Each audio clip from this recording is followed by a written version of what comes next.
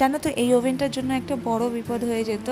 আসলে নতুন একটা ওভেন কেনা হয়েছে, আগে যেটা ছিল সেটা দিয়ে চলে এসেছিলো। আমাদের ওখানে আম্মা আসতো মাছ বিক্রি করতে, ওনাকে অনেক জিনিসপত্র দিয়ে দেওয়া হয়েছে।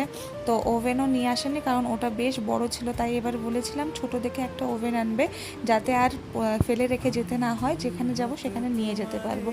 এই ছোটো মতো একটা গ্যাস ওভেন এনেছে, বেশ ভালোই লাগছিল। যখন জ্বালালাম তখন না কম কম জ্বলছিল, ভাবছিলাম হয়তো বারবার জ্বালালে পরে তখন ঠিক হয়ে যাবে।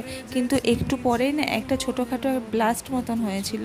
আমি একটু দূরে দাঁড়িয়েছিলাম বলে আমার গায়ে শুধুমাত্র তাপ লেগেছে, আগুনটা লাগেনি।